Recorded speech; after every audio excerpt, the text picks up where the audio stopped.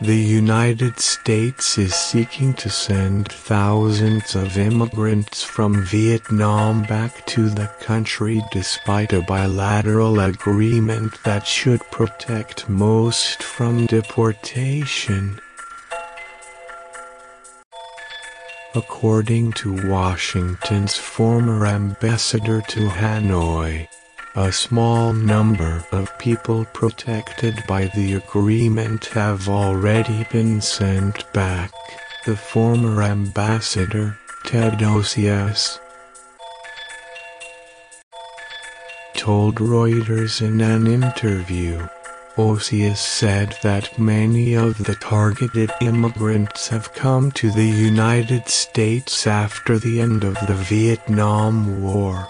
Osius said the push by the Trump administration started in April last year and contributed to his resignation in October. A U.S. Immigration and Customs Enforcement (ICE) spokesman, Raedy, said that as of December last year,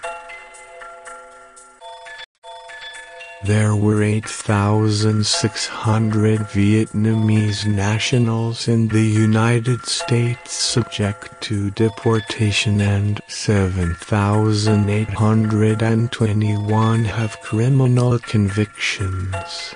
The Trump administration has labeled Vietnam and 8 other countries recalcitrant for their unwillingness to accept their deported nationals back. The Vietnamese immigrants, most of whom are legal U.S. residents but not citizens, are in a unique position, however. According to Osius, most of those targeted for deportation arrived in the United States prior to 1995. The year diplomatic relations between Vietnam and the United States were resumed after the Vietnam War.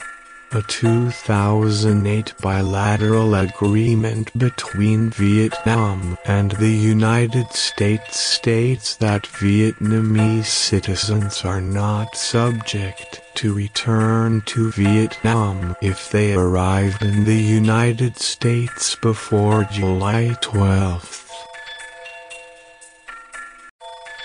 1995.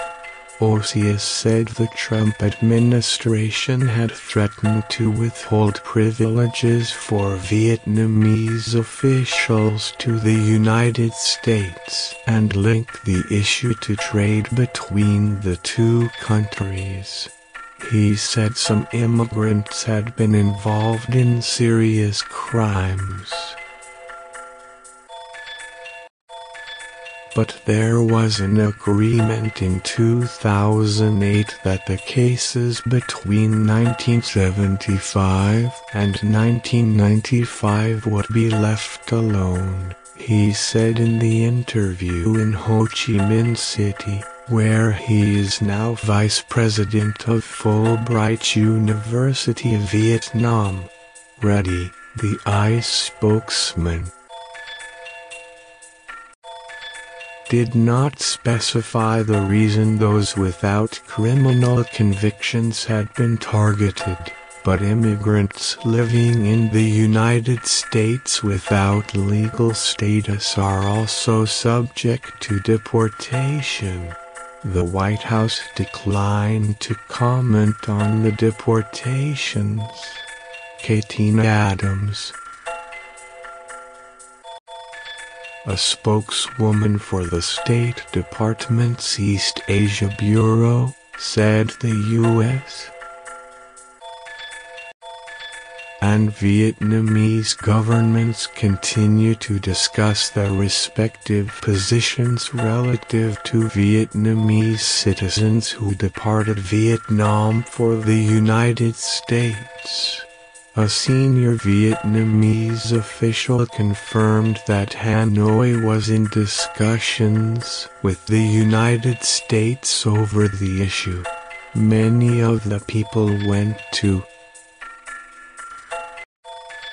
the U.S. as a consequence of the war, said the official, who requested anonymity.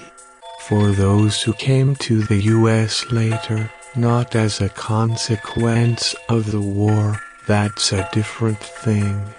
Torpedoing relations, Osius said he warned the U.S. administration that its stance on the deportation matter could threaten hard-won and deepening ties with Hanoi.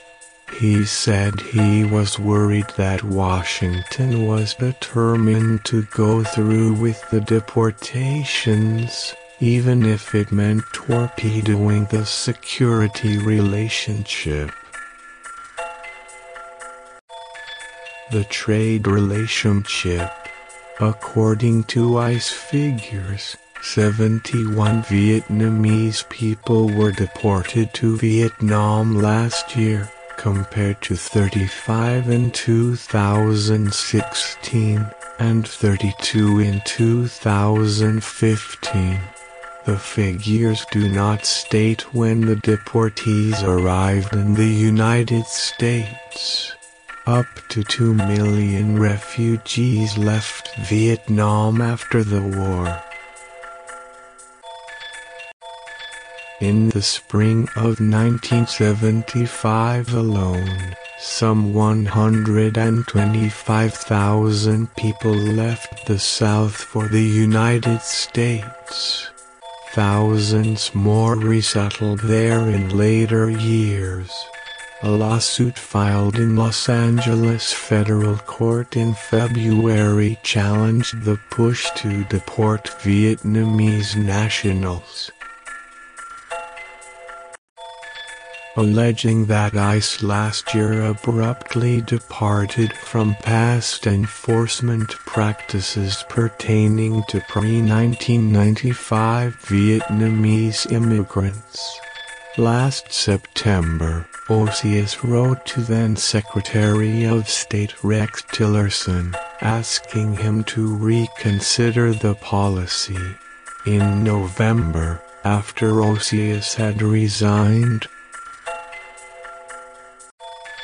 Tillerson wrote back to say that the status quo on repatriation cannot continue and that Vietnam needed to take back more deportees.